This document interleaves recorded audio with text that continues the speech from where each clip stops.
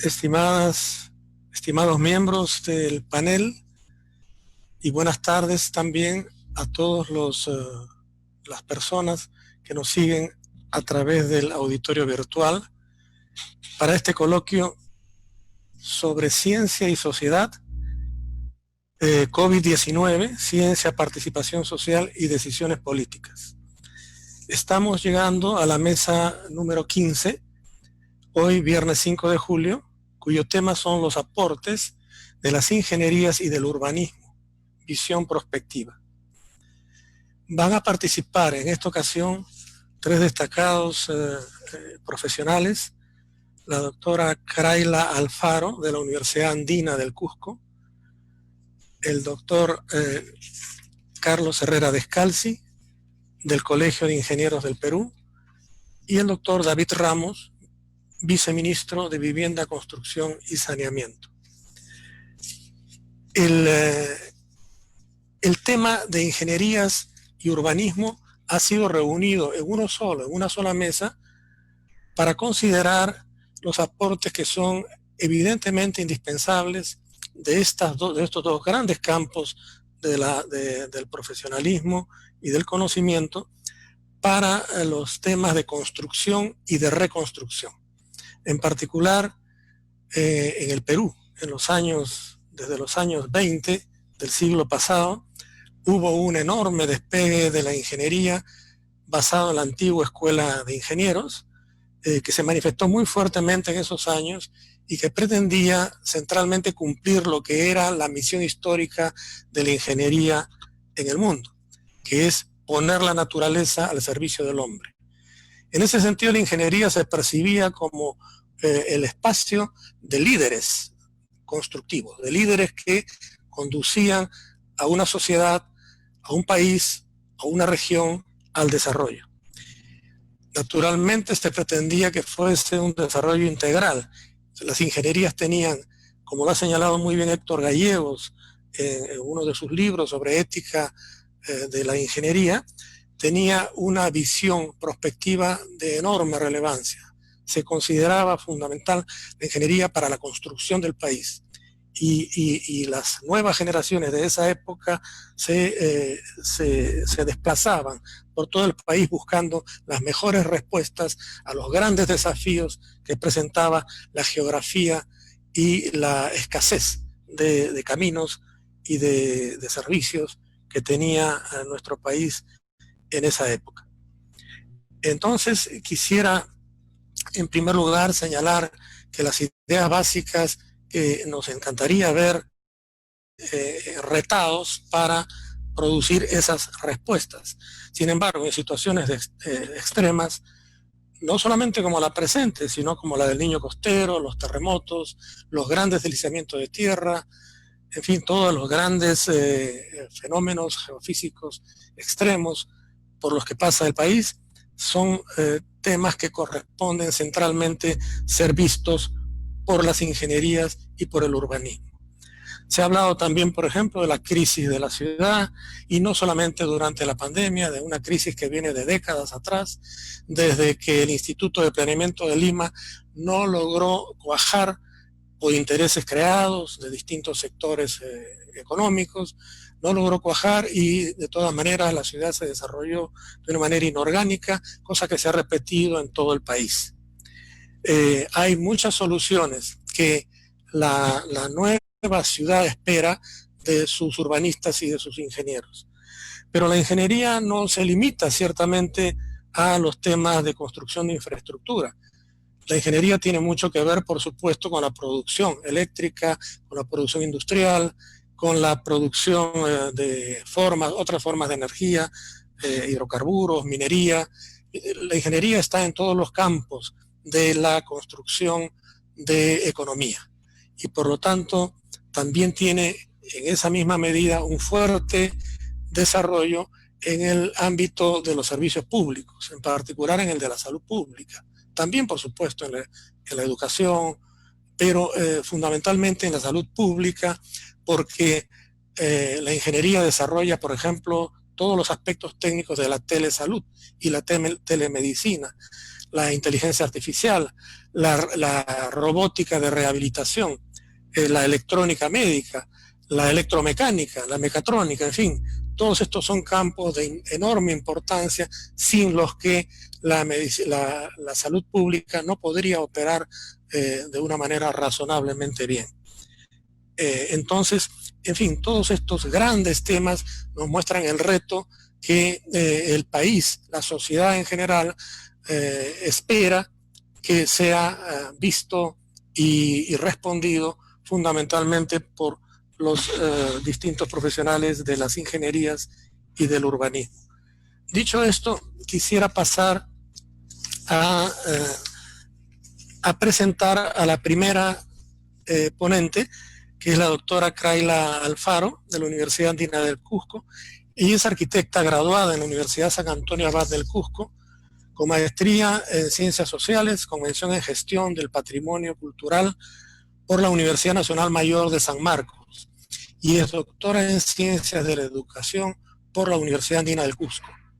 Se ha desempeñado como gerente del Centro Histórico del Cusco, como codirectora de AECIT Cusco y como regidora provincial en el periodo 2015-2018.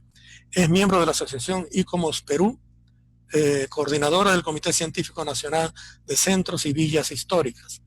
Ha escrito y producido publicaciones científicas relacionadas con la planificación urbana y la cultura, y es investigadora y docente de la Escuela Profesional de Arquitectura de la Universidad Andina del Cusco.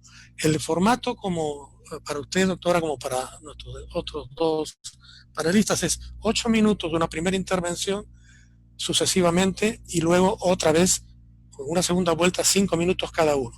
Después de esas dos series de intervenciones, vienen las preguntas que vamos a formular en espera de las que el público va a presentar también vía Facebook.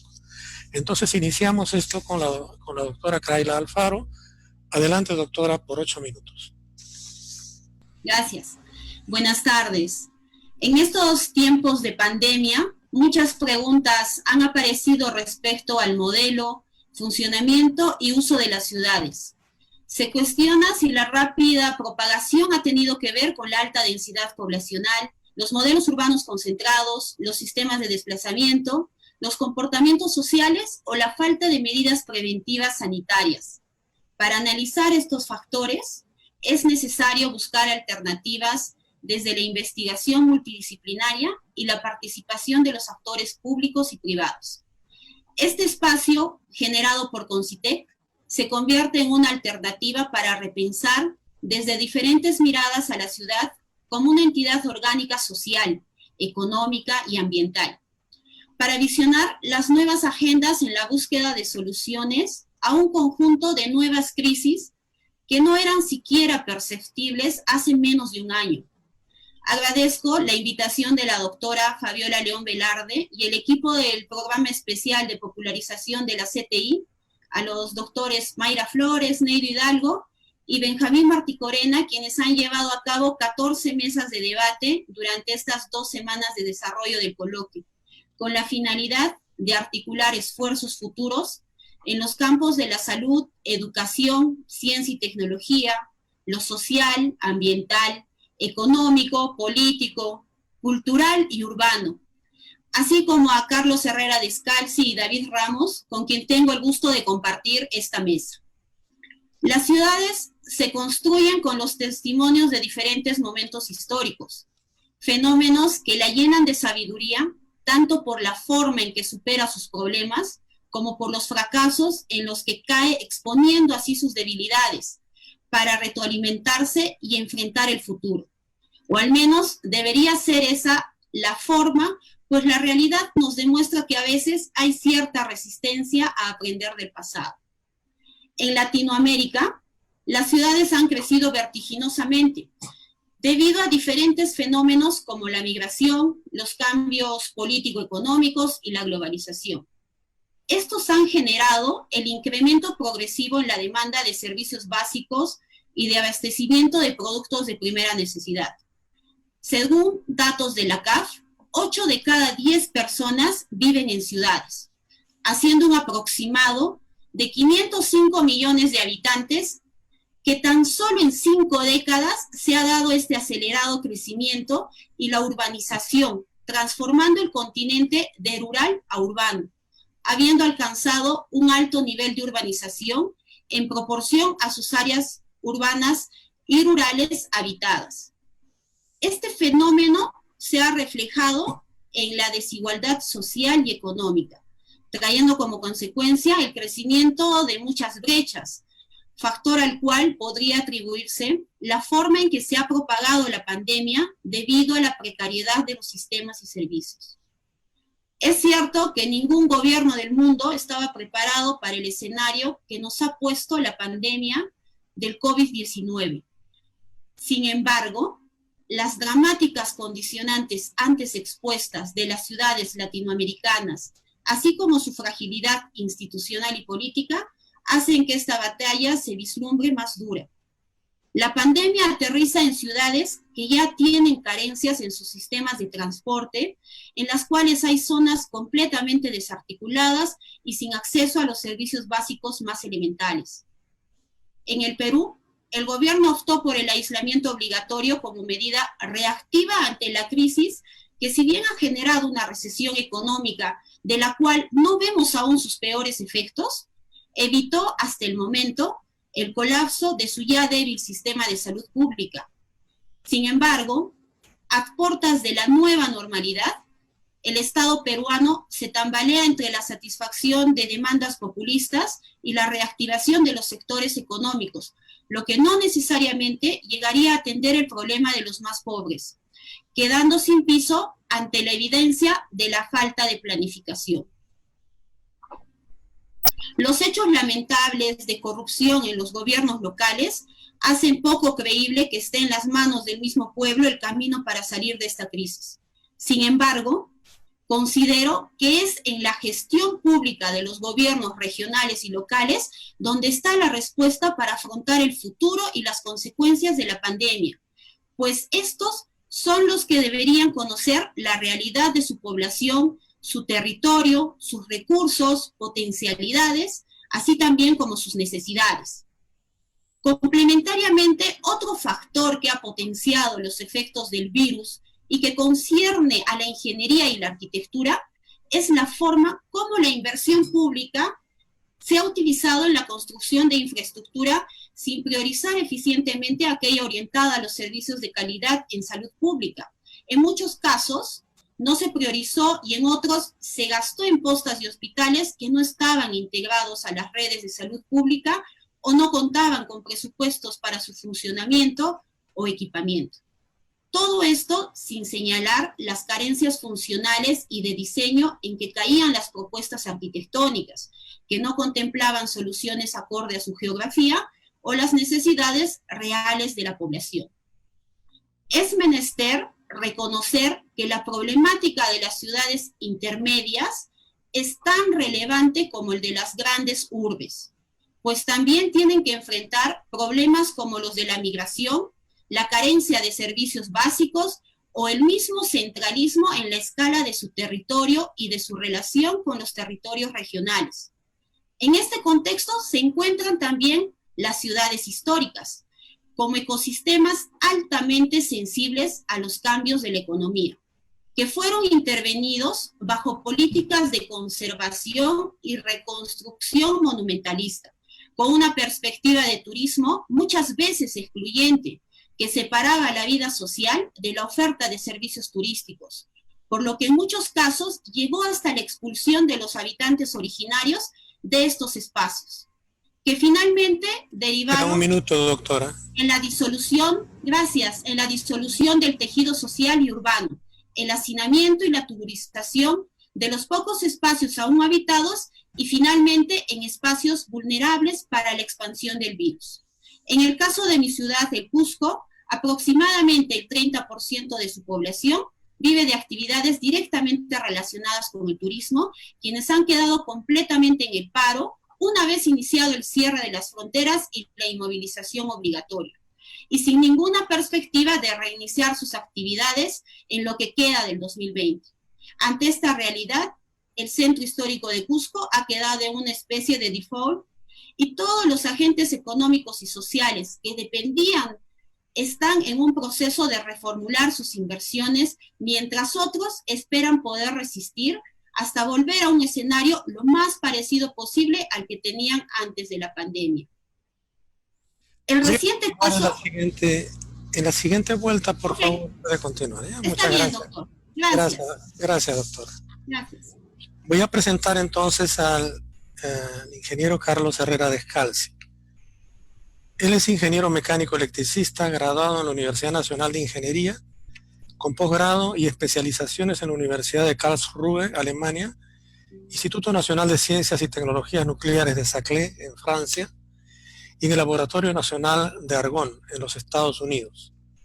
Ha ejercido el cargo de ministro de Energía y Minas en 2 oportunidades, el de presidente del Consejo Nacional de Decanos de los Colegios Profesionales en 2 periodos, y el de decano nacional del Colegio de Ingenieros del Perú en 3 periodos, incluyendo el actual. Quisiera agregar que no está aquí puesto que él ha sido también decano de la Facultad de Ingeniería Eléctrica de la Universidad Nacional de Ingeniería. Adelante, doctor Carlos Herrera, por 8 minutos. Muchas gracias, Benjamín. El tema es realmente tan amplio que, bueno, voy a comenzar por lo primero. Felicitar a Concitec por esta iniciativa, que ha sido realmente excelente. Agradecer la invitación que he recibido y la oportunidad de poder compartir con ustedes esta mesa. Yo diría que estamos viviendo los tiempos del coronavirus, porque no es un tiempo corto. Conocimos un mundo antes del coronavirus. Cuando salgamos de lo del coronavirus, el mundo que conocimos creo que ya no volverá. El mundo que vamos a encontrar es un mundo diferente, que se va a ver construido justamente a raíz de todo lo que va a ocurrir en este periodo que es intenso. O sea, ¿cuándo terminará este periodo? Cuando tengamos una vacuna, cuando esa vacuna, una vacuna probada, efectiva, haya podido llegar a una gran mayoría de los más de 7.000 millones de habitantes que tiene el planeta Tierra, y cuando la tasa de contagios haya decrecido lo suficiente, o las capacidades de que tenemos en el sector salud hayan incrementado lo suficiente como para que se pueda tratar a la salud normalmente como se la trataba antes. Entre paréntesis, entre la gente que muere, no solamente la que muere por el coronavirus, no solamente muere de coronavirus, sino también muere a causa de cuando por otra enfermedad distinta no puede ser tratada porque los centros de salud están saturados y porque da no miedo sino terror acercarse a uno de ellos e ir por una cosa y salir con un contagio que puede ser mortal, ¿no? Entonces, creo que vamos a tener un espacio. Es el espacio de esta época que le llamamos el tiempo del coronavirus.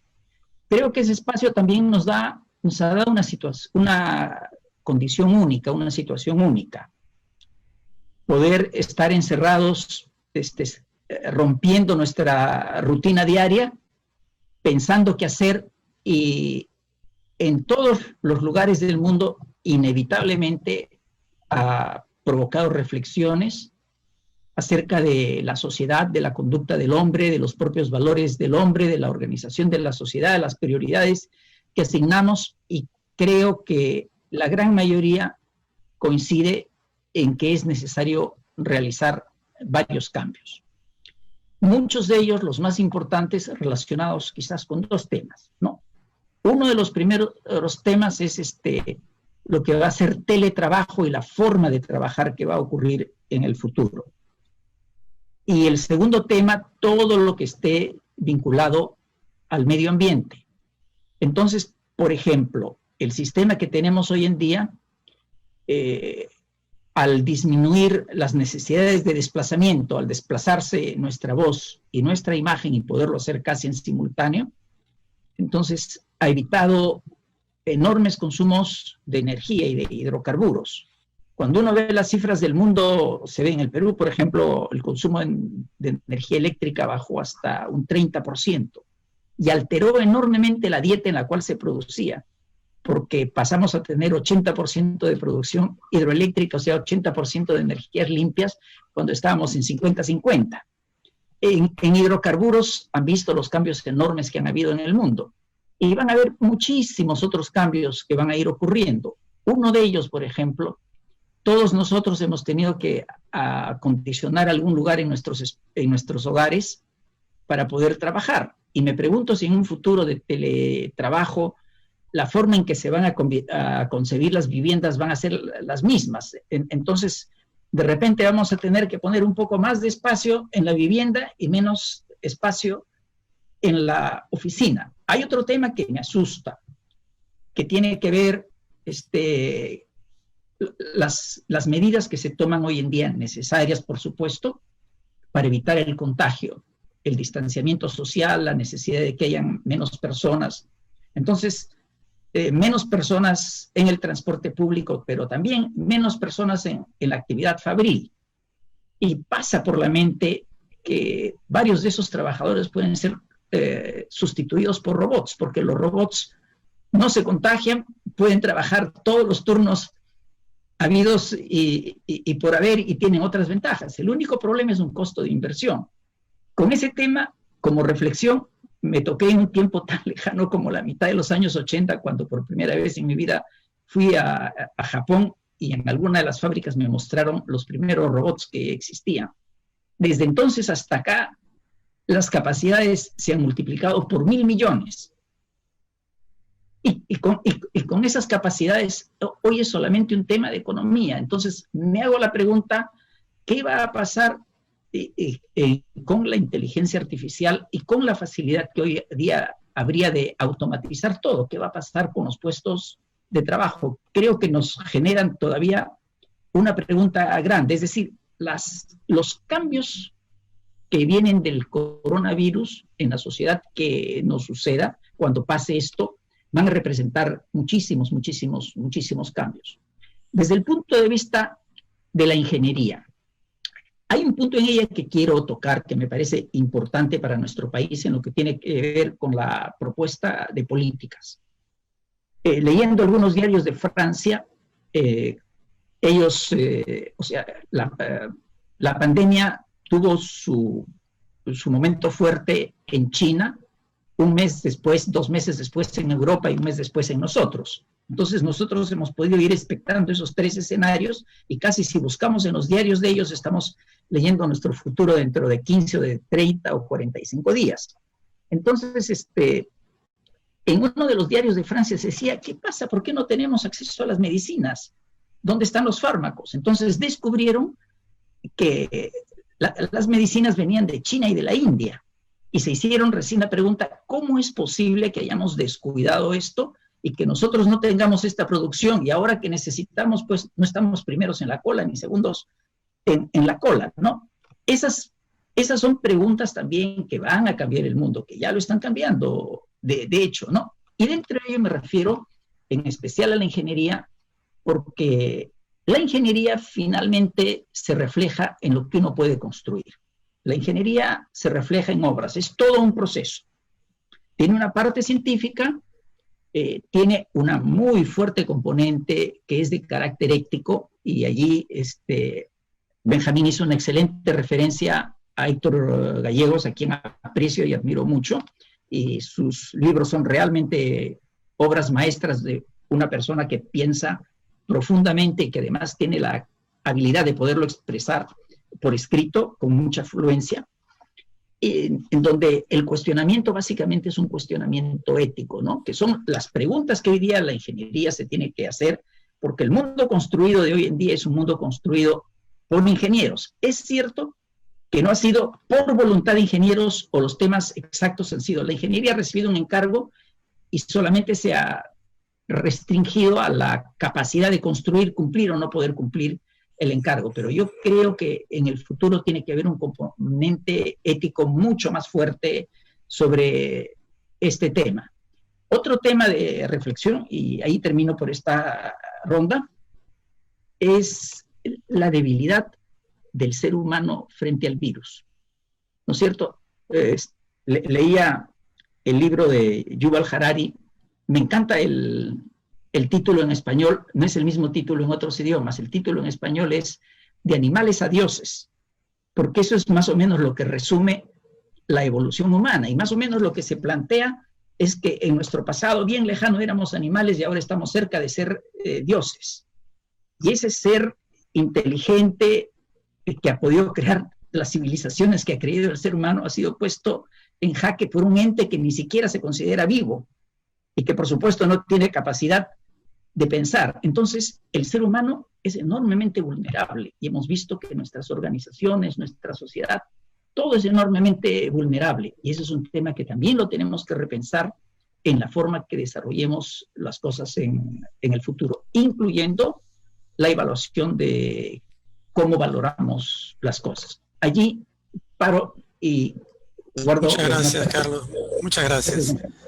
Paso a presentar al doctor David Ramos. Él es arquitecto y urbanista por la Universidad Ricardo Palma y magíster en Administración Estratégica de Empresas por el Centrum de la Pontificia Universidad Católica. Tiene más de 24 años de experiencia profesional, directiva y gerencial en el sector público y en el privado. Está especializado en proyectos de inversión y desarrollo urbano, en la elaboración e implementación de regulación normativa, en políticas públicas relacionadas a programas sociales y al sector construcción inmobiliario, urbano, vivienda, saneamiento e infraestructura. Se desempeña actualmente como viceministro de Vivienda y Urbanismo, cargo que ejerce por segunda vez. Adelante, doctor Ramos, por 8 minutos.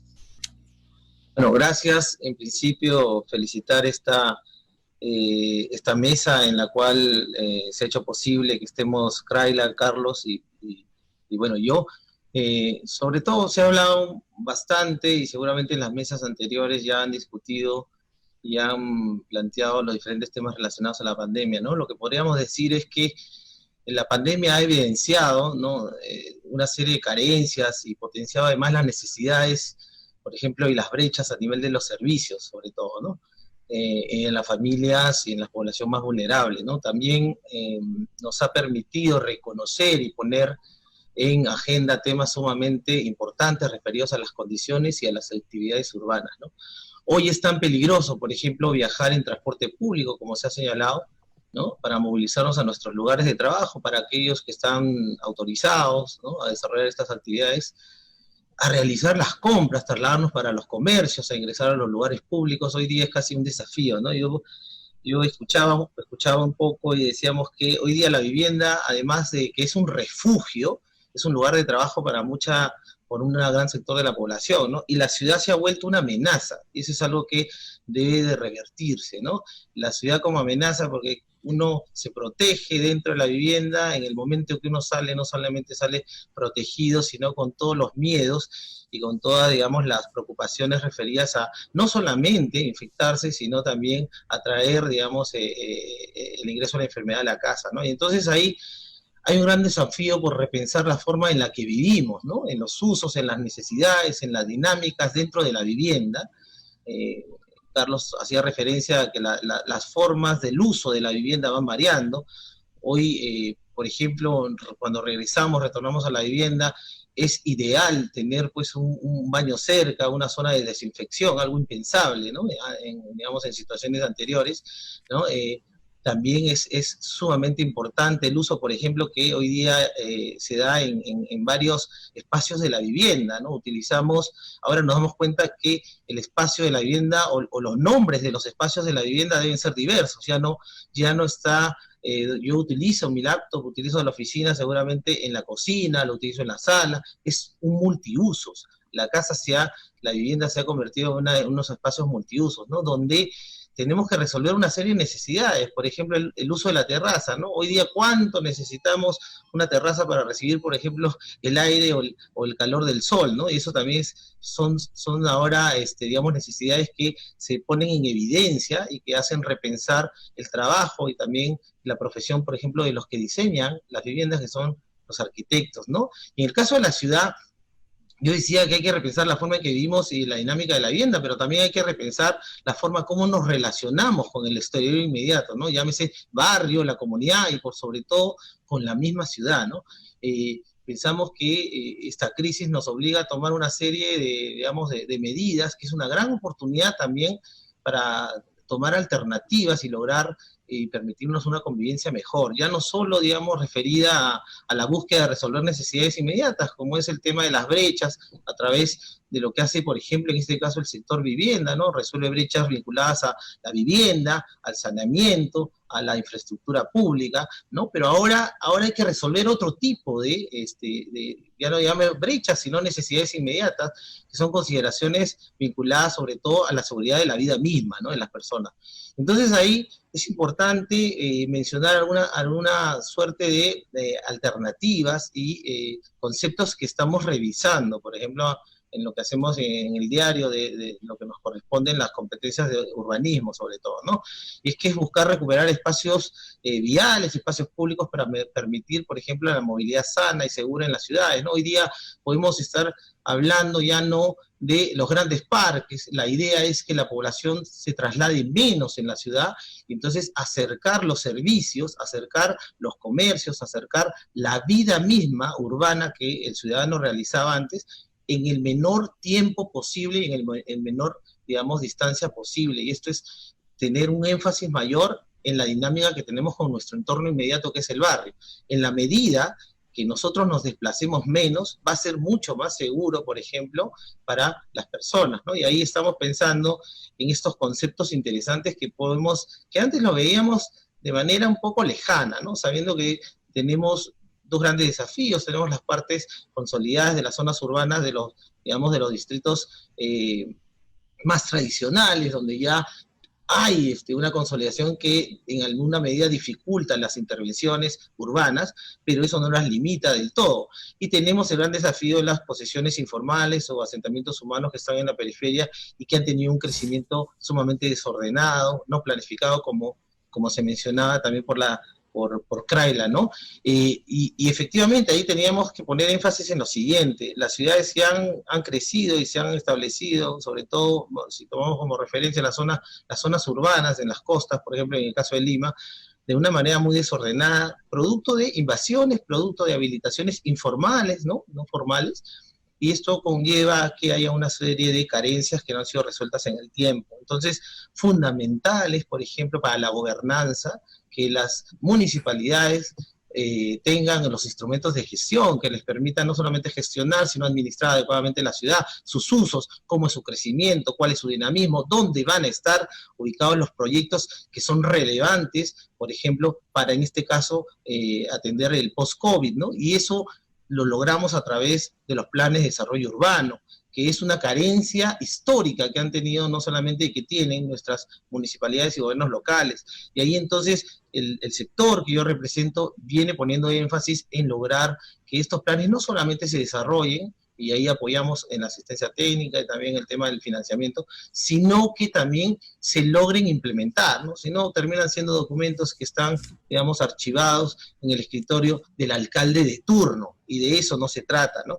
Entonces ahí veíamos intervenciones que van a surgir post pandemia, que son intervenciones que pueden ser inmediatas, en un principio de repente temporales y con mayor tiempo sostenibles a través de un acompañamiento normativo, ¿no? El tema de los parques de bolsillo, que terminan siendo intervenciones en espacios públicos, digamos, de pequeña escala, en remanentes viales o en remanentes urbanos, acercar un poco el parque a través, digamos, de resolver en espacios pequeños algunas zonas recreativas, por ejemplo. Eso va a ayudar al menor traslado. El tema, inclusive las zonas 30, implementar e incentivar el uso de la bicicleta o el transporte no motorizado. Yo hacía un comentario en otro foro, decía, oye, así como hay el bono del chatarreo, ¿no? Para reponer o para, digamos, lograr deshacerme de mi auto viejo y tener un auto nuevo, ¿no? No contaminante. ¿Por qué no pensar en algún bono que tenga que ver con no motorizado, ¿no? O sea, incentivar, incrementar y generar demanda en la población para el uso de la bicicleta, por ejemplo, o el medio no motorizado. Y ahí teníamos también otra propuesta, el tema de las supermanzanas, una propuesta ya lograda en algunos espacios o en algunas ciudades, sobre todo europeas, en donde ahí la idea es mejorar la disponibilidad y la calidad del espacio para el peatón. Estas formas de ver la ciudad podrían acercarnos al ciudadano a tener un poco menos de miedo y temor y mayor seguridad, por ejemplo, en vivir y en relacionarse con la ciudad. Estos temas nosotros los venimos evaluando, para terminar, venimos evaluándolo no solamente como unas propuestas que podamos enunciar, sino propuestas que podamos incluir en los reglamentos que maneje el sector, por ejemplo, el Reglamento Nacional de Edificaciones. ¿Por qué no pensar en que dentro del Reglamento Nacional de Edificaciones estos conceptos, ¿no?, post pandemia, y que han adelantado la implementación de los mismos, puedan estar incluidos en un elemento normativo para que puedan los diseñadores, los arquitectos, los urbanistas, los ingenieros tener más claro y tener, digamos, herramientas normativas para poder desarrollar mejor una ciudad, ¿no? Por ahora creo que eso es suficiente. Muchas gracias, David. Efectivamente, quisiera destacar varias de las ideas en las intervenciones. Aquella que mencionó Carlos Herrera, relacionada con el hecho de que la ingeniería, en realidad en palabras de Héctor Gallego, la ingeniería peruana ha abdicado de ese mandato histórico de construir país, porque se limita muchas veces, no siempre, pero muchísimas veces, a hacer lo que les encargan, casi sin tener opinión, excepto las opiniones técnicas para que lo que le encargan salga bien, pero no se cuestiona lo que les encargan, en general. Naturalmente, Héctor Gallego se refiere a un tema general, pero siendo general ya es bien preocupante. Tenemos que rehacer la ingeniería. Mejor hay que hacer una reingeniería de la ingeniería, para decirlo en los términos usuales actualmente. La ingeniería peruana tiene que rehacerse, reinventarse, reconstruirse. Y en el caso de las ciudades, hay un aspecto fundamental que también debería tocarse. La ciudad tiene que ser un espacio, un lugar de reencuentro intercultural para un país tan diverso como el nuestro, tan diverso humanamente como el nuestro, pero también tiene que ser un espacio de producción de cultura. Si uno va, por ejemplo, a México, cada placita es un lugar donde se hace teatro público, danzas públicas, hay pintores que están por las calles pintando. Es decir, hay muchísimo más presencia cultural. La ciudad concebida efectivamente para la gente, no para los vehículos. El mínimo de vehículos es quizás el mejor indicador de calidad de ciudad.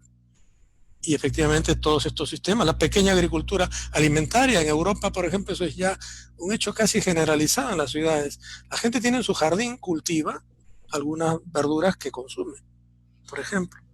La multiplicación, como usted ha señalado, de ciclovías, las energías renovables, los espacios abiertos, actividades culturales, el ahorro energético en los domicilios, ¿no?, deberían ser enfatizados, pero en general hay un mundo de cosas a reconstruir, ¿no? En particular, se comenta mucho que la pandemia ha tenido un aspecto positivo muy interesante y que consiste en que se le ha dado un respiro a la naturaleza.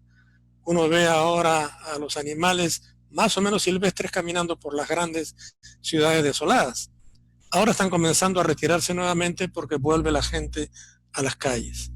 Entonces, quisiera dar entonces paso a esta segunda intervención de cada uno de ustedes, esta vez por 5 minutos, comenzando por la doctora Kraila Alfaro. Adelante, doctora. Gracias. En esta segunda parte yo quisiera puntualizar algunos aspectos relacionados con la arquitectura y el urbanismo que considero son relevantes y que muchos comparto con lo expuesto por David y también por las sugerencias dadas por Carlos. Entonces voy a iniciar enunciando primero la distancia preventiva dispuesta en los protocolos de reinicio de actividades de las diferentes instituciones y locales, que va a tener efectos contraproducentes en la organización pública de los espacios, así también como en la prestación de servicios. Por otro lado, mientras se incrementa la virtualización de las operaciones, espacios de prestación de servicios públicos y privados como bancos, instituciones y prestadoras de servicio van a tener que resolver el tema, por ejemplo, de la aglomeración en zonas de espera, así también como la restricción de las dinámicas de atención al público. Finalmente, en algunos espacios que están destinados a la atención masiva del público, como salas de cine, aeropuertos, terminales terrestres y mercados, van a enfrentar el mayor reto, pues sus dinámicas económicas se sostienen en base a la atención por volumen. Un segundo punto está enfocado al nuevo mobiliario urbano orientado a las actividades preventivas de higiene, mediante la implementación de núcleos de aseo y módulos de desinfección que son necesarios. Mientras no haya una vacuna, como lo ha indicado el ingeniero Descalzi, y una cura oficial al virus, que hasta la fecha no se haga además de alcance masivo, los espacios estarán condicionados a procesos permanentes de purificación y limpieza, así como el control de sus accesos con el objetivo de reducir el riesgo de contagio.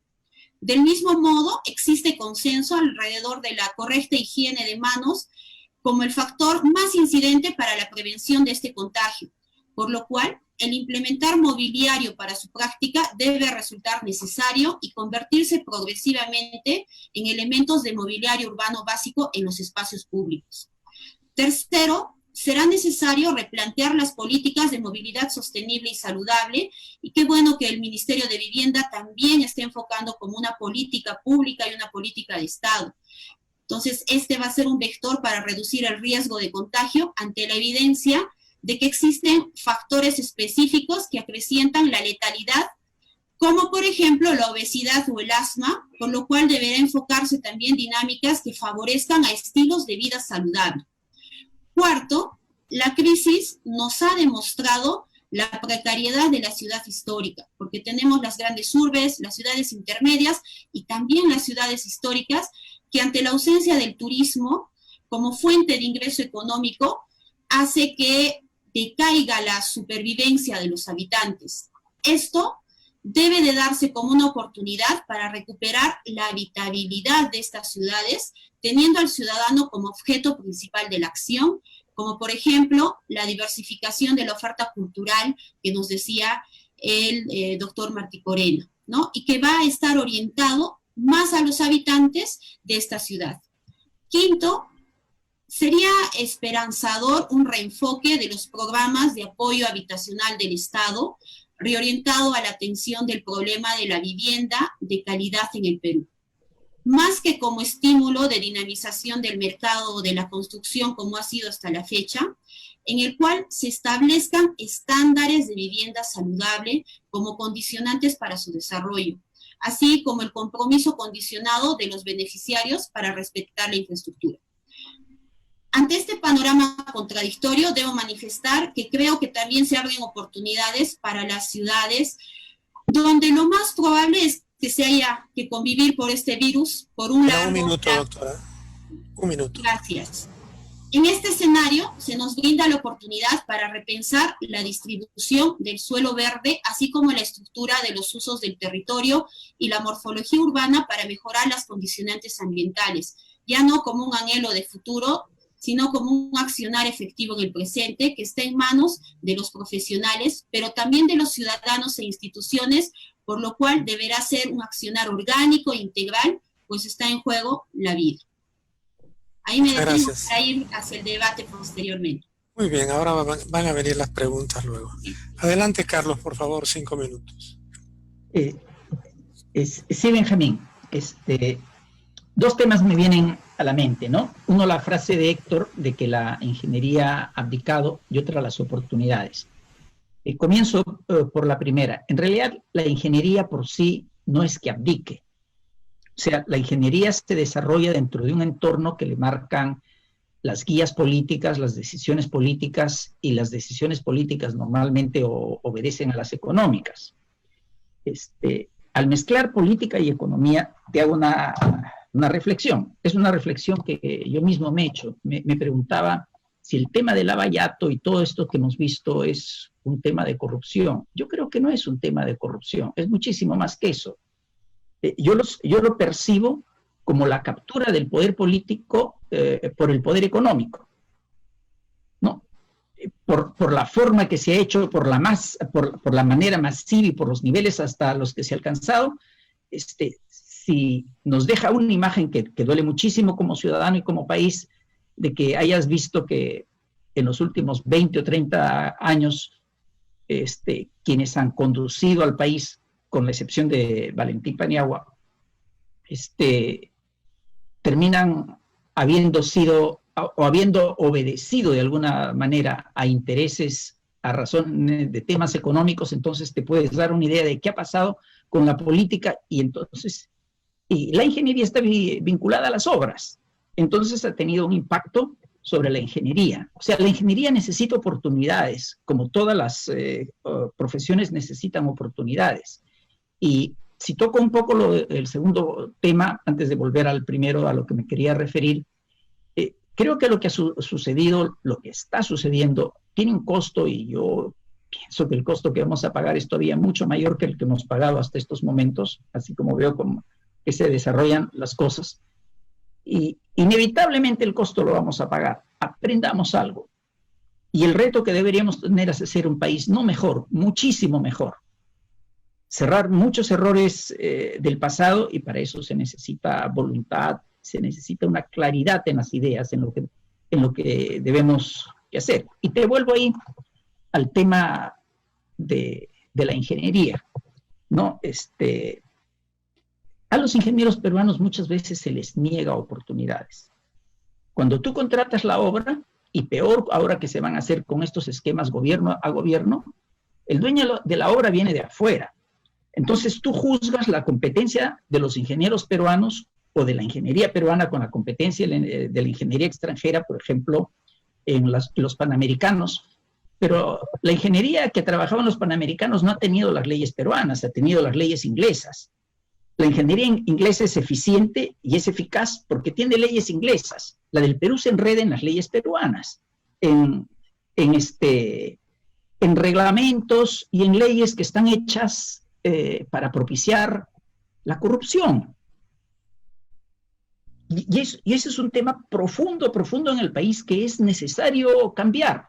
Entonces, me pregunté alguna vez, o te lo cuento, estaba yo en un examen cardíaco de rutina y me sorprendí del cambio en la calidad de los instrumentos. El médico que me hacía el examen me dijo, bueno, estos instrumentos los hacen los ingenieros. Él no sabía que yo era ingeniero, ¿no? Y me contó las ventajas que tenía. Y una segunda reflexión es, cuando pienso en una gran potencia, por ejemplo, Estados Unidos, cuando tuvo que enfrentar sus conflictos bélicos, lo hizo con los militares. Cuando tuvo que imponer el poder del país, lo hizo con sus militares. Cuando tuvo el reto de ir a la Luna y de recuperar el espacio que había perdido ante la entonces Unión Soviética y sobrepasarla, ¿con quién lo hizo? Con sus ingenieros, con la capacidad de construcción que tiene el país. Entonces, y ya esa capacidad no es a nivel de individuo, es a nivel de corporaciones. Cuando pasó esto de Lava Yato, a mí me pareció que destruir las empresas de ingeniería peruana era dispararnos a los pies. Era necesarísimo diferenciar que en una de esas empresas, los propietarios, los dueños, ellos eran los que habían estado metidos en el problema. No los ingenieros, no la organización. Esos problemas son temas secretos dentro de la organización. Por supuesto que no los van a divulgar, ni les van a pedir. Pueden venir órdenes extrañas, pero destruir las organizaciones o dejarlas fuera de la participación en la vida nacional me parece un error grave.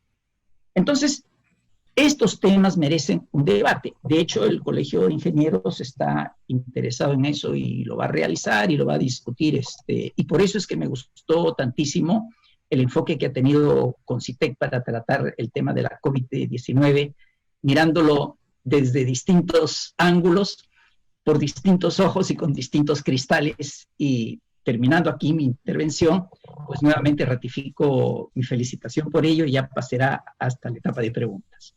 Muchas gracias, Carlos. Pasamos entonces a David Ramos. Adelante, por favor, por 5 minutos. Sí, bueno, muy importante y muy interesante las reflexiones, ¿no?, finales.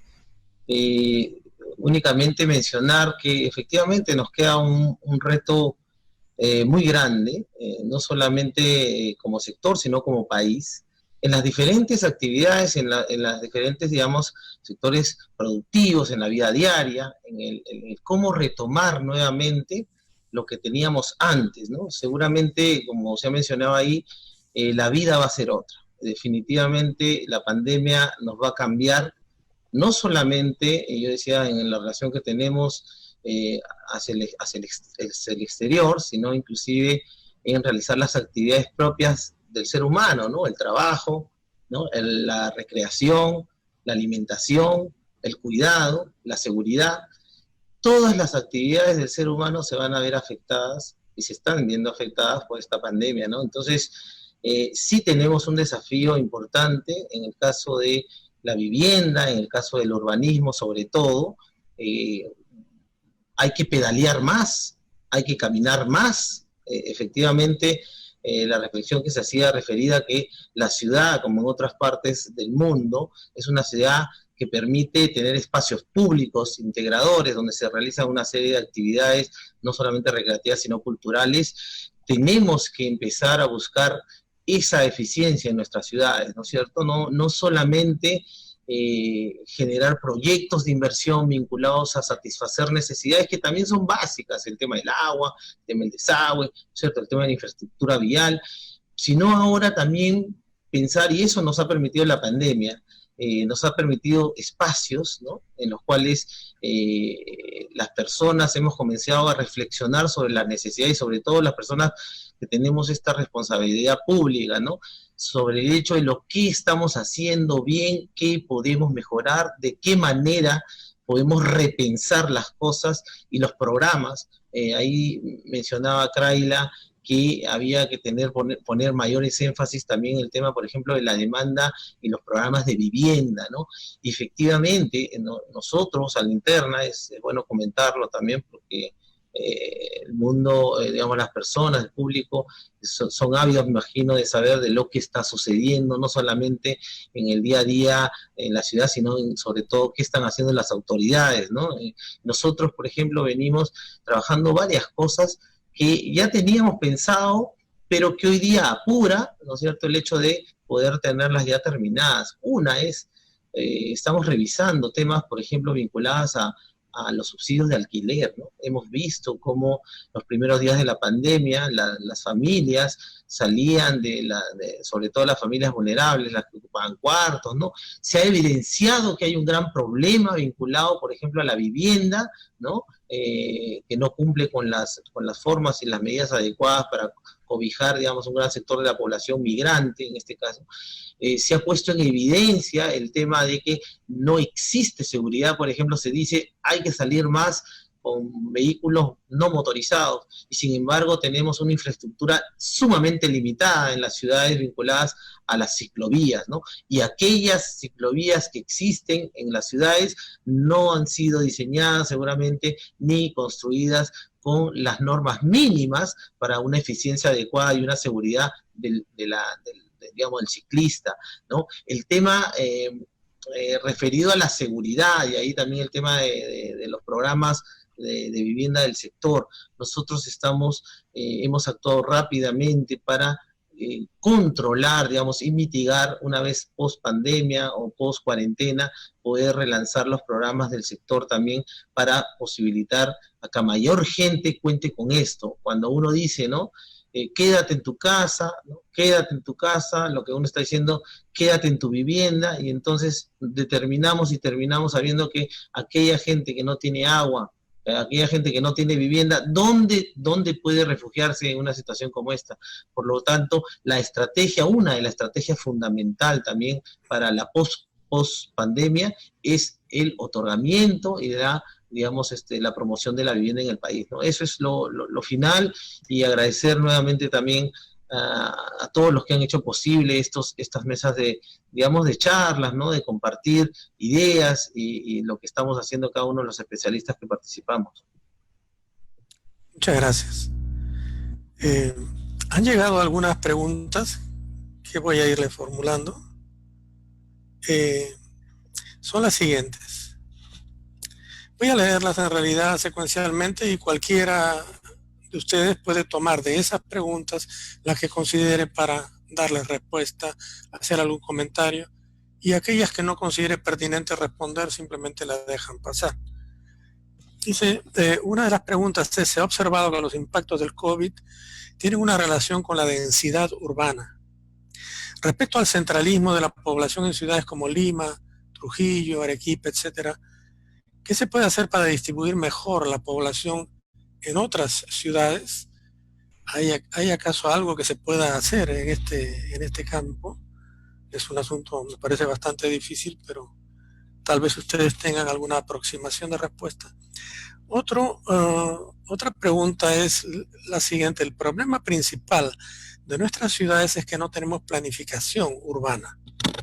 ¿Qué estrategias y políticas se deben considerar para adecuarnos a ciudades, a planificar ciudades modernas? Esto es muy interesante, ¿no? Yo refería al inicio de nuestra conversación que, por ejemplo, Máximo Vega Centeno, un ingeniero que después se hizo economista, trabajó en la UNI cuando él era muy joven, acababa de egresar de estudiante de la universidad, tenía 21 o 22 años, entró al Instituto de Planeamiento de Lima, que tiene sede en la Universidad de Ingeniería, y se encantó con la idea de tener finalmente la posibilidad de planificar la ciudad. Es decir, naturalmente que él estaba destinado, pensaba, a ser uno de los grandes actores en la formulación de las normas para construir ciudades, las pautas del planeamiento. Pero inmediatamente se dio cuenta que eso era casi imposible. Cada vez que se proponía algún planeamiento, aparecían fuerzas que provenían generalmente de intereses muy particulares para evitar que todo el planeamiento fuera posible. Luego, con el tiempo, hemos visto que esto es una norma prácticamente. El Instituto Nacional de Planificación, que era el lugar donde se reunía lo mejor del pensamiento del país para pensar el país, desapareció. Y naturalmente todas esas personas tan bien preparadas, no digo que tuvieran necesariamente los mejores productos, pero definitivamente era lo único con lo que se contaba en el país. Y naturalmente eso fue una playa de personas, muchas de las cuales están todavía muy activas, pero que es indispensable repensar a dónde se transfiere esa capacidad de pensar colectivamente la ciudad, en general la sociedad, el país, las obras de infraestructura, qué conviene y qué no conviene, qué predisposición tiene cada región del país. Todo eso es un asunto muy complejo, que tendría que tener alguna visión de parte de los profesionales, de parte del CONCITEC también, por supuesto. Hay una pregunta muy puntual que va dirigida explícitamente al ingeniero Carlos Herrera. Yo no sé si él va a querer responderla. Dice, ¿por qué hay escasez de oxígeno? Si el presidente del capítulo de ingenieros metalúrgicos del colegio manifiesta que se puede fabricar oxígeno medicinal en gran escala en el Perú. En realidad, entiendo de que esto ya ha sido respondido ayer y hoy por el presidente Vizcarra, ¿no? Y hay ya una resolución, un decreto que ha salido ordenando la prioridad de producción de oxígeno medicinal. O sea, no sé si esto tenga ahora ya pertinencia. Una de las herramientas que deciden la calidad de la arquitectura es el Reglamento Nacional de Edificaciones, el cual muchas veces se intenta cumplir solo mínimamente. ¿Cómo debería el Estado impulsar o fortalecer el uso de esta norma? Y finalmente, en estas 2 últimas décadas se ha multiplicado la vivienda vertical, claro, porque ya se agotaron los espacios horizontales. ¿Cómo promover los espacios públicos en los niveles superiores de los edificios, patios o terrazas? Bueno, ese es un asunto para un arquitecto diseñador, ¿no? En fin, esas son las preguntas que hasta este momento han llegado y las dejo en ustedes, quizás en el mismo orden en que han sido presentados ustedes. Kraila, por favor. Gracias, Benjamín. Yo quiero partir indicando sobre los temas de planificación que la disponibilidad de información y su interpretación nos dan respuestas y es una herramienta que debería ser aplicada a los estudios urbanos. Nosotros somos carentes hoy en día de poder tener observatorios urbanos. Entonces, cuando uno va a tener una data de información para poder dar los recursos de planificación que están reglamentados, todo el proceso de planificación, tenemos manuales para planificar, tenemos decretos supremos, decretos legislativos de cómo debe ser la planificación y cuáles son los procedimientos y niveles de planificación en las ciudades. Normativa existe, ¿no? Pero no tenemos disponibilidad de información, mucho menos la interpretación de esta para que genere una data que sea a nivel del Estado peruano.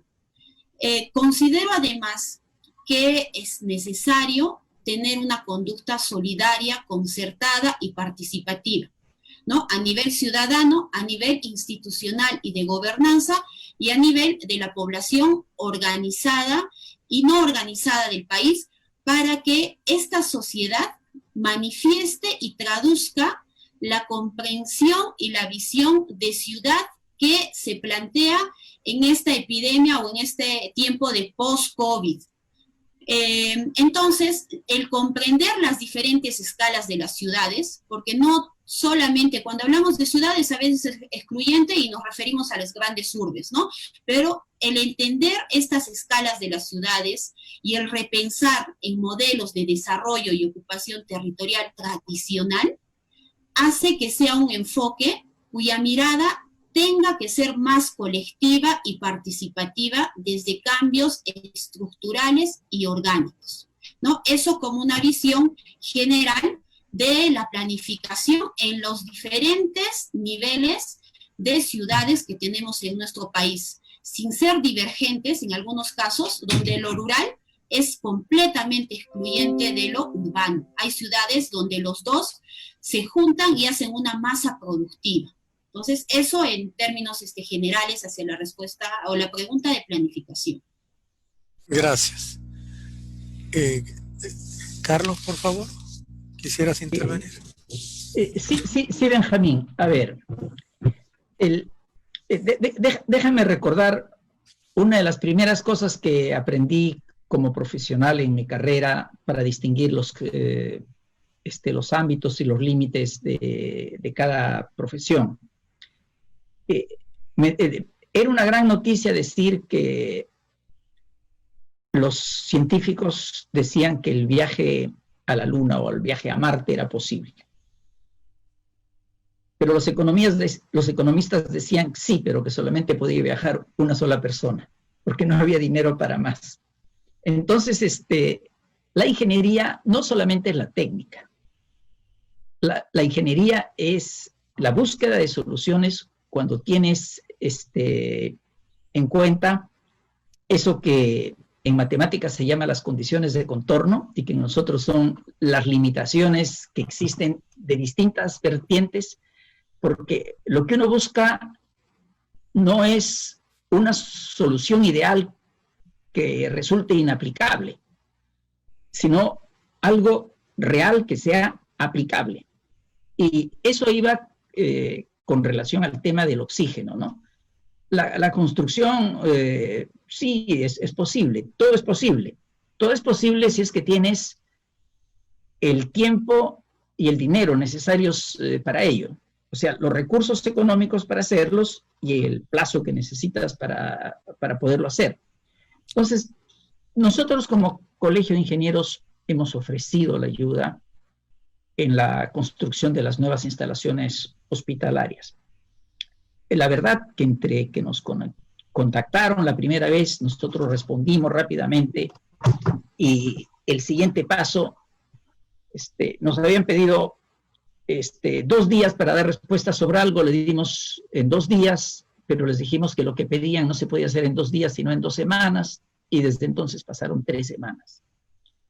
Entonces, parte grande del problema es que no sabemos exactamente lo que tenemos. O sea, no tenemos empadronadas nuestras necesidades. Y por lo tanto, tenemos que saber qué nos falta en cada sitio, cuánto, y qué queremos poner antes de poder hacer algo, ¿no? Entonces hay una limitante desde ese sitio. Y yo no he escuchado la opinión del presidente de Metalurgia. Por cierto, metalurgia no es la construcción de máquinas ni de oxígeno, pero yo creo que las personas cuando dan una opinión tienen que ser responsables.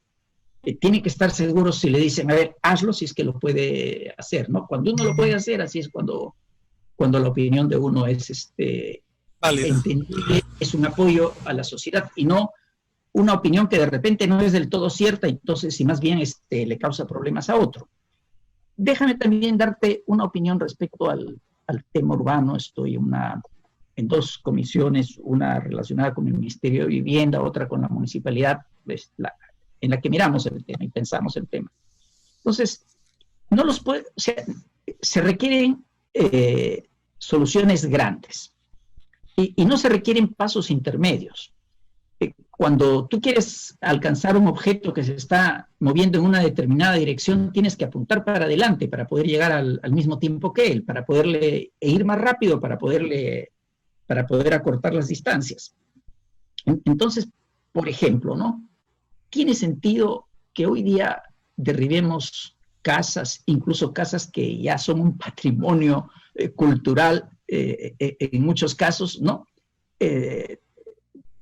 Yo vivo en Miraflores y para mí la frecuencia en Miraflores es tirar hermosas casas para hacer unos feísimos edificios y que además le quitan a un espacio que estuvo diseñado para una cosa, le imponen condiciones donde había una familia, tienes ahora 30 familias, entonces tienes que multiplicar por 30 la necesidad de agua, de saneamiento, de electricidad, de estacionamiento, y ya el espacio se destruyó, ¿no? Yo sería partidario de que si vamos a ir a una línea vertical, no vayamos a 10 pisos, vayamos directo a 30, ¿no?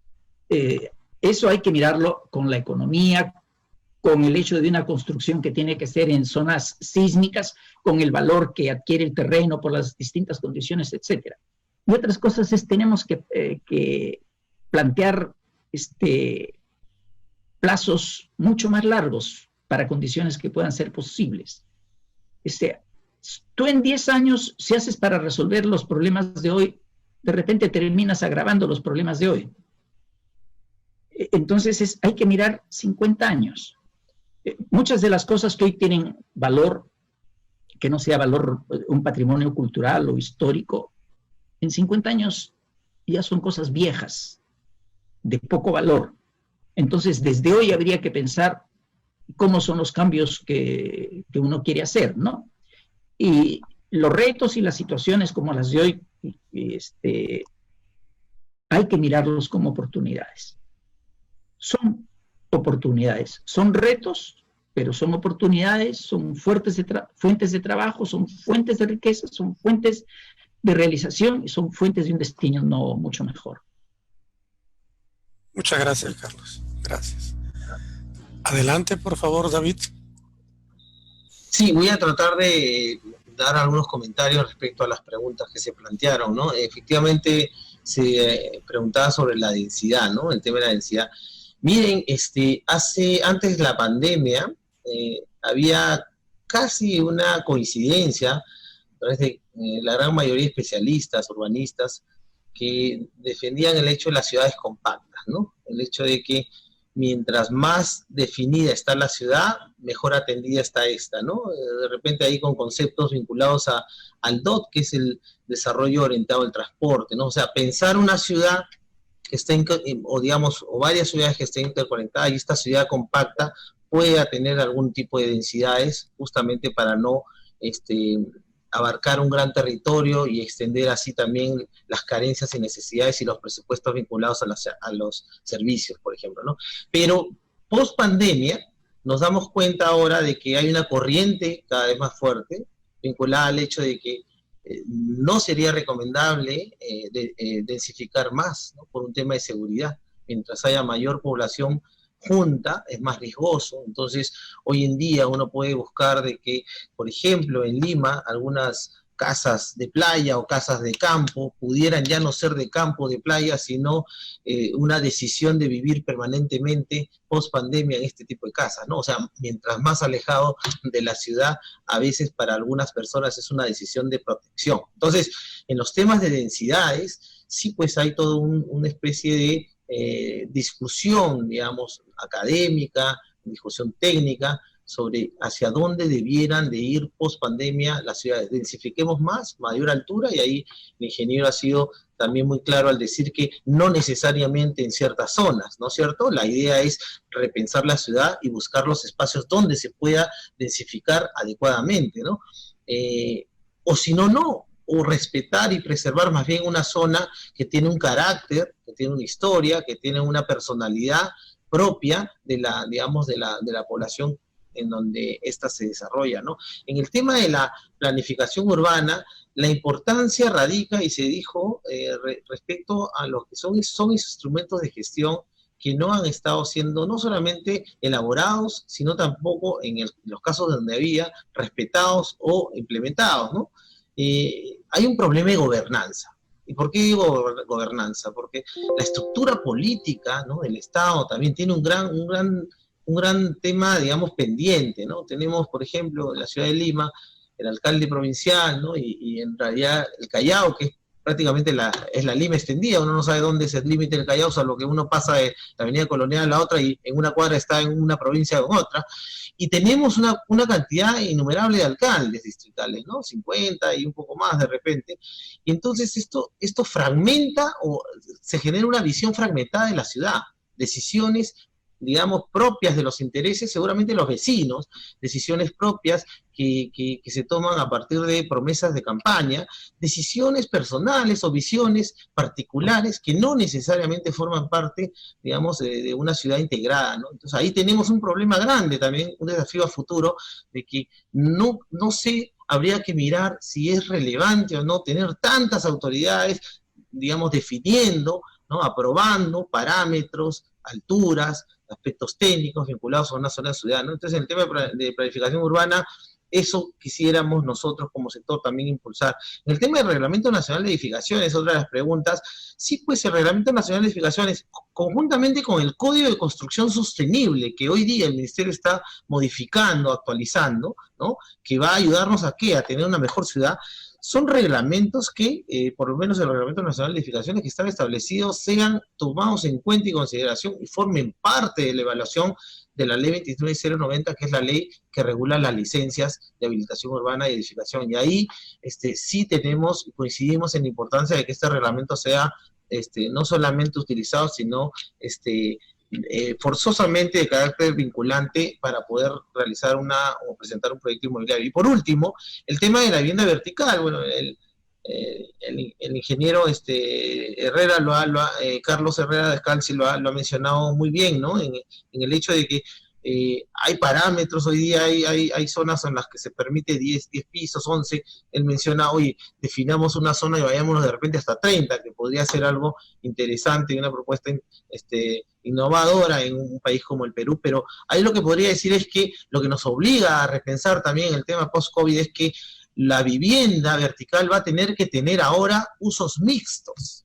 Mire, hablaba, parte de esta reunión hablaba de que hay que acercar, ¿no es cierto?, los servicios y resolver necesidades cerca al entorno donde uno vive. Entonces va a ser fundamental que los edificios ya no solamente cobijen vivienda, sino que tengan uso, si se permita el uso, inclusive de comercio, inclusive de entidades financieras, restaurantes.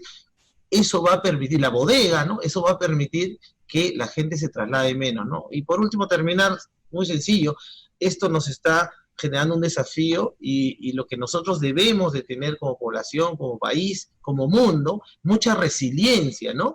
Aceptar lo que nos ha tocado, aceptar que este tema es un tema que desborda, digamos, inclusive las acciones del Estado, pero tenemos que tener la actitud, sobre todo, para poder salir y el tema resolverlo en la pospandemia a través de lo que nosotros hacemos, de nuestras diferentes posiciones, sean profesionales o nuestras responsabilidades, en este caso, por ejemplo, desde donde yo estoy, ¿no? Y gracias por la oportunidad. Gracias. Yo quisiera formular una pregunta para la que tengo que hacer una exposición, digamos, preparatoria. La reconstrucción de Pisco, del sur chico del Perú, a partir del terremoto, después del terremoto del año 2005, no se concluyó, no se avanzó mucho. Todavía hay grandes secuelas de ese terremoto, 15 años después. En el 2017 hubo el Niño Costero y la reconstrucción, que allí se llamó reconstrucción con cambios, es decir, se deseaba, como era correcto, que la reconstrucción no era para volver al estado anterior tal como estaba, sino para hacer un estado superior a ese. Pues no, tampoco, no ha avanzado mucho. No parece que sea por mala fe en general, sino por falta de capacidad institucional, o sea, una institucionalidad muy frágil, muy débil, que por supuesto el Estado está obligado a reformarla para que sí sea eficaz.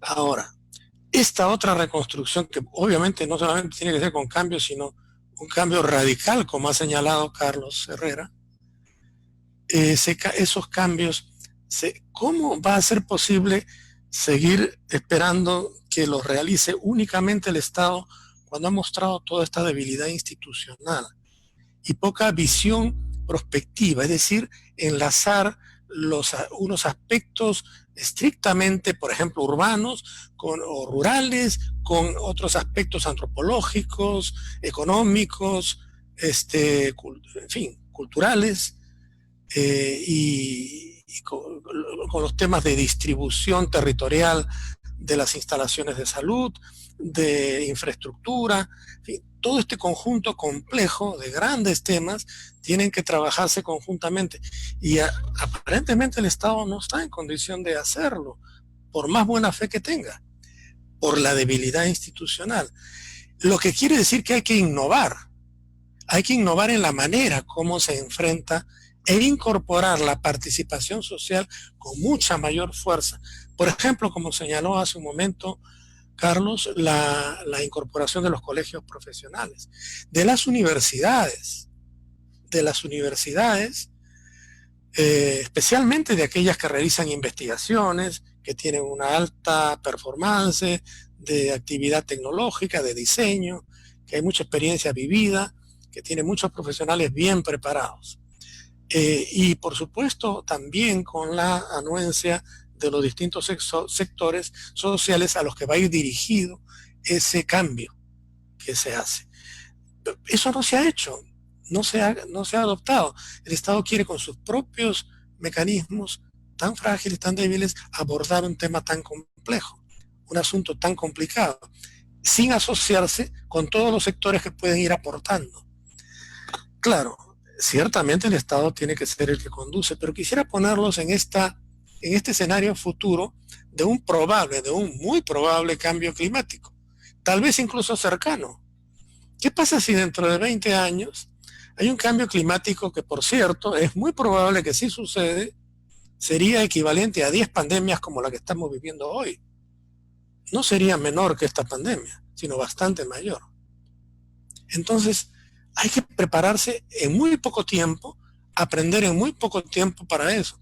De manera que las decisiones no pueden esperar a la pospandemia, que como bien ustedes han señalado, esa pospandemia va a ser de por lo menos 2 años, posiblemente más, 3, 4, 5 años, para que todo esté asentado. Y por supuesto tendremos que esperar, porque así debe ser, que una siguiente pandemia se produzca en 15, 20 o 30 años. Tal vez menos, por el deterioro que se está produciendo con el manejo del ambiente tan digamos, tan desconsiderado con la naturaleza, desconsiderado con las generaciones que viven hoy, pero también con las que vivirán más adelante. Entonces, hay todo un cambio de mentalidad que producir y también un cambio práctico en las decisiones de reconstrucción. Hay que hacerlo con metodologías distintas, incorporando a nuevos actores que van a ser decisivos, porque coordinando distintas visiones puede producirse el efecto esperado de una reconstrucción con cambios. Sobre esta idea quisiera saber qué piensan ustedes. Con Kraila Alfaro, en primer lugar, por favor. Gracias. Todo proceso, todo cambio necesita también de cambios paradigmáticos, ¿no? Decía que es necesario entonces, para vernos en esta situación de post-COVID, ¿no? Y de diferentes cambios que probablemente tengamos a lo largo de la vida en nuestras ciudades, es necesario estar primero con la facilidad a adoptar cambios, a adoptar paradigmas. Y esos paradigmas no necesariamente, o no solo de manera conceptual, sino orgánico y estructural, a partir de sistematizar información, de tener data, ¿no? Entonces, si tenemos la data de nuestro país, económica, social, urbana, de pobreza, pero una data oficial, ¿no? Que no a partir de otros estudios nos indiquen que la cantidad, por ejemplo, de muertos por COVID de febrero y marzo, o de febrero y marzo del 2020 es diferente versus a los del 2019 y del 2020 no coinciden, ¿no es cierto? Entonces no tenemos una data unificada. Esa data es importante para prospectar, para planificar, para priorizar actividades, ¿no? Para priorizar acciones, para ver qué es relevante en nuestras ciudades. Entonces, información, claro. Tematizar la información y prospectarla, pero prospectarla también a los actores de la ciudad, ¿no? Muy bien decías, Benjamín, la participación de la academia, ¿no? Participación de colegios profesionales, proyectistas, diseñadores, empresarios inmobiliarios. Toda la ciudadanía debe apropiarse de esos datos y construir la ciudad que queremos. Tiene que estar de manejo transparente. Entonces, estos cambios paradigmáticos tienen que hacer de que no veamos a nuestra ciudad como artefactos inmobiliarios o temas de vivienda únicamente, sino hagamos una valoración a partir de un estudio mayor, ¿no? De la planificación del territorio, a partir de un ministerio de ciudades que abra mayores posibilidades y que identifique de manera real las carencias que se tiene para poder identificar a su vez los diferentes escenarios que se da a lo largo de nuestro territorio, ¿no? Las ciudades fragmentadas físicamente, las ciudades segmentadas socialmente, que al final deben de converger en un tema de concertación. Por eso decía que es necesario la solidaridad ahora, el respeto mutuo, ¿no? El respeto a la diversidad, porque estas ciudades tienen que tornarse tolerantes para que puedan generar espacios, tanto público como privado, que nos lleven a hacer este gran cambio paradigmático para continuar con los procesos de reconstrucción, pero también de evolución. Muchas gracias. Carlos, por favor. Sí, Benjamín. Mencionaste un tema importante, el tema ambiente, la probabilidad de que estas pandemias se puedan, no vayan a esperar otros 100 años, sino que vayan a ser mucho más cercanas. Yo diría incluso el riesgo de que sean mucho más letales, y que el cambio climático estaría por venir. En realidad estamos inmersos en el cambio climático. O sea, no es que va a venir, ya estamos dentro de él. Es otro proceso, solamente que es un proceso mucho más largo que el de la pandemia. Conversando con un amigo justamente, ¿no?, sobre el virus, la conclusión a la que llegamos es que el virus tiene como hábitat a un animal, ¿no?, para simplificarlo.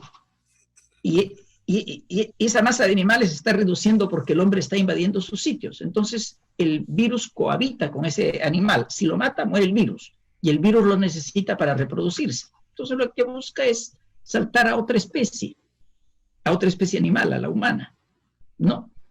Y por lo tanto, eso podría ocurrir con mucho más frecuencia y con intensidades mucho mayor, y sabe Dios qué podría ocurrir, ¿ya? Yendo al tema de la reconstrucción, cuando hubo el problema del terremoto en el departamento de Ica, en la zona de Pisco, se quiso ser muy ejecutivo en la reconstrucción y se empoderó a una persona. Además, se la sacó del sector privado, alguien que nunca había trabajado en el sector público porque decía que en el sector público la gente era muy lenta, no funcionaba bien, alguien ejecutivo del sector privado, y fue a trabajar ahí. Y el resultado fue peor, porque trabajar en el sector público no es fácil. Hay un montón de condicionamientos. Dentro de ellos, a la gente que tiene que tomar decisiones le causa terror la Contraloría, donde, por cierto, yo he visto casos así, por eso te lo digo directamente, ojalá no sea ahora sí, pero alguna vez me tocó personas que no entienden del tema, que no conocen del tema, sacan conclusiones erróneas, pero se constituyen en jueces, entonces acusan a otras personas por temas que técnicamente muchas veces son una barbaridad, son un producto de ignorancia y de desconocimiento, ¿no?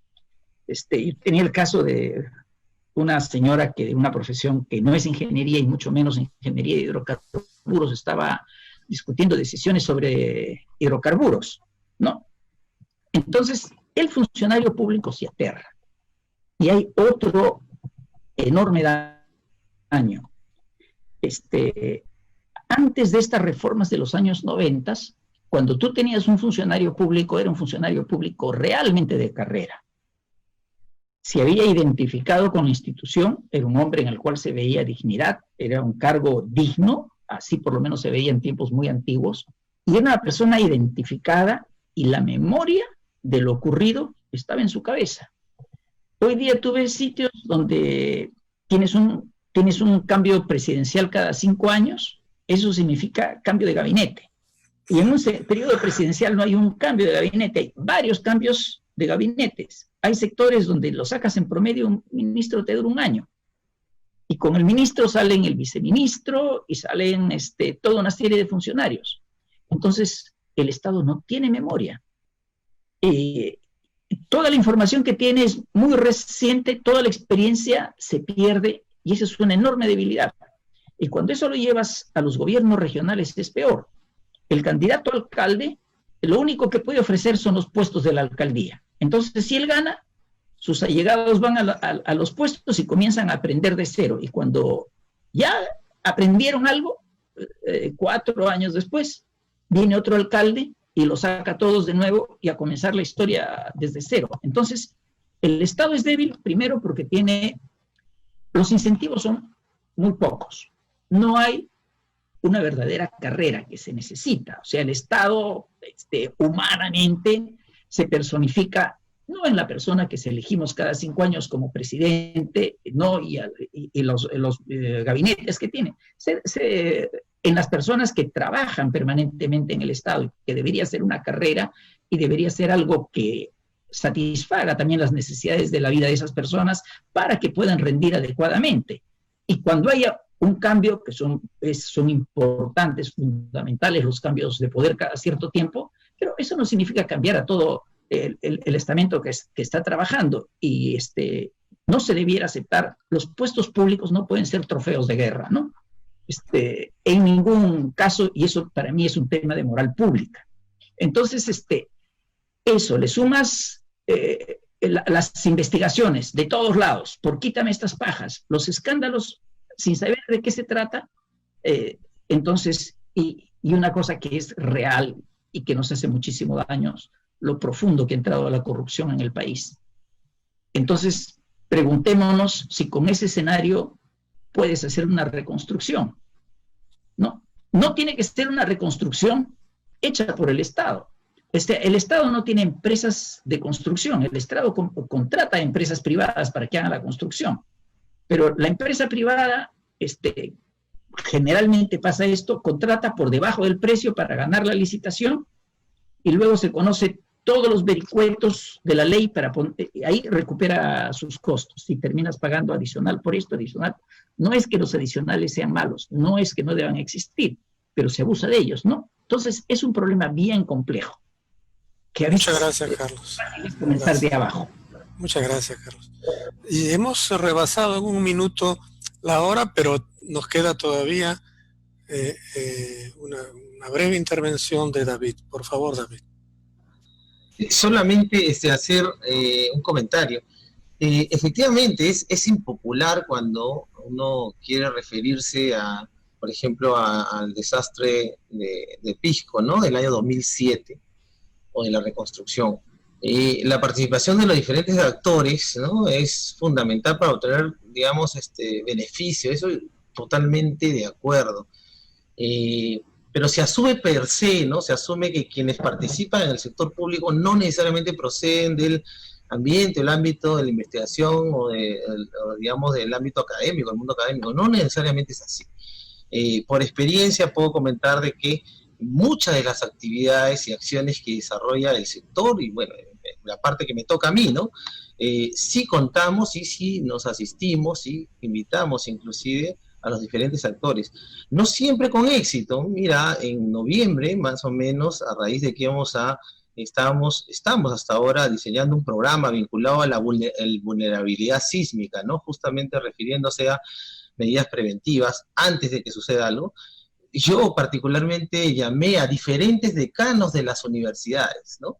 No voy a decir rectores, sino decanos del mundo de las facultades de arquitectura e ingeniería, con mucho tiempo de anticipación, buscando lo que tú mencionas, Benjamín, ¿no? Y llegado el momento, por ejemplo, solamente asistieron 2 decanos, ¿no? De unos 17 o 18 que solicitamos, digamos, su participación, y bueno, todos se excusaron por diferentes motivos, volvimos a hacer lo mismo, y entonces es la realidad que la participación de los stakeholders y sobre todo el mundo académico, el mundo universitario, ¿no? Los especialistas, investigadores, todos son necesarios para tomar decisiones, pero, y ahí viene lo final, ¿no? Las soluciones a estos problemas grandes, como bien se decía, no solo deben de recaer en el sector público, ¿no? El sector público pues tiene sus limitaciones también, ¿no?